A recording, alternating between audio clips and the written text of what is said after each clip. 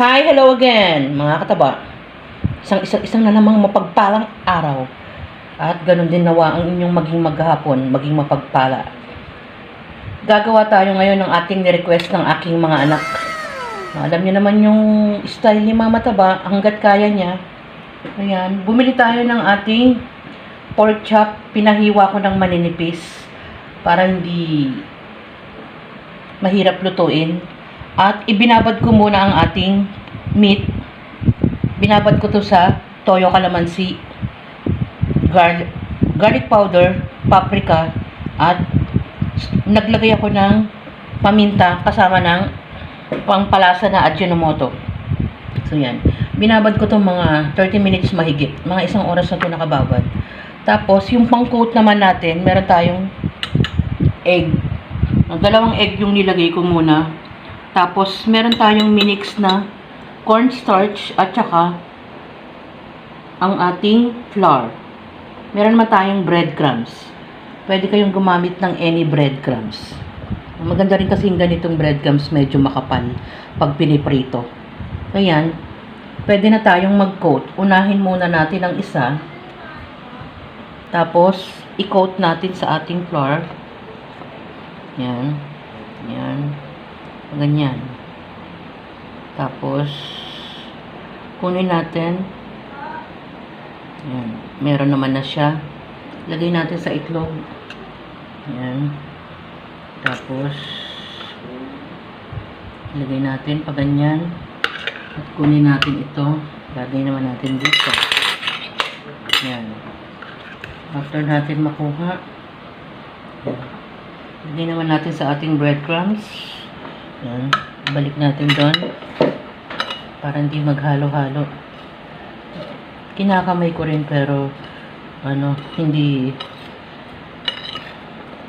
yan. Ano lang naman yan ang style natin, yung wet ingredients versus sa ating dry ingredients. So ganun mga kataba ang gagawin natin. Tapos i-rest muna natin ng kaunti bago natin i-fry para mas lumasa ang ating meat. Ayan. Ayan. Ilagay muna natin dyan. Ayan. Rest muna natin. Ganun lang. Ulit-ulit lang. After natin ma-coat, inirest ko muna siya ng 10 minutes para mas kumapit yung ating ikinote na breadcrumbs at kasama ng mga flour at cornstarch. Pwede na tayong mag-fry. Mahinang apoy lang dahil gawa ng ating breadcrumbs. Madaling masunog. At ganun din ang ating karne. Kaya pinapahiwa natin ng hindi masyadong makapal. Ayan.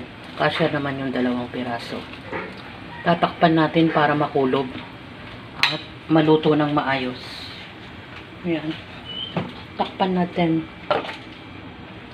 Na-fry na natin ang ating pork tonkatsu. Tapos, ginigisa ko na yung ating pansahog na chicken. Yung sahog natin sa ating ginisang sitaw. Tapos, pwede na natin ilagay ang ating pagsabay-sabayin ko na. Bawang sibuyas, kamatis.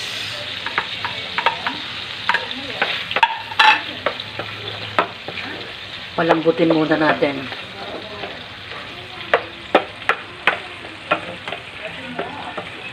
Balikan natin. Ay, tapos, yung natira natin, pinanggalingan ng hipon, ilagay ko yung ulo. Malasa kasi yan. Gumawa ako ng ating tempura. Yan. Pinansahog ko yung ulo niya. Alam niyo naman, may pakinabang pa yan. At maglalagay tayo ng ating mga pampalasa na asin, paminta,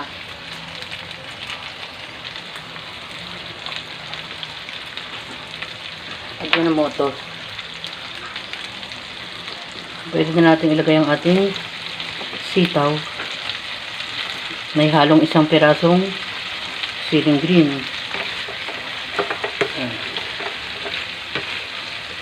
Haluin natin. Yan. Balikan natin mga kataba. Maya-maya luto na yan. Panibagong request ng mga bata, mga kataba, ang ating pork tonkatsu. Pork tonkatsu, binabad ko muna yan sa mga iba't ibang pampalasa tulad ng paprika at garlic powder. So yan mga kataba, ang ating pork tonkatsu. Sinamahan naman natin ng ating gulay. Ginisang sitaw lang to mga kataba. Ang nakapagpalasa naman sa kanya ay ang kanyang ulo ng hipon. Yung ulo ng hipon hindi na sayang dahil pinanggalingan niya ng ating tempura.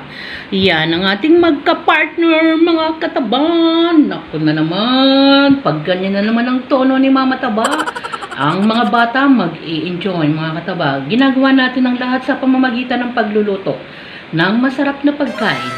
Pork tonkatsu at ginisang sitaw. Enjoy, kumain at maging masaya. Salamat sa panonood. At magiging masaya sila mga kataba at nawa ganon din kayo. Bye!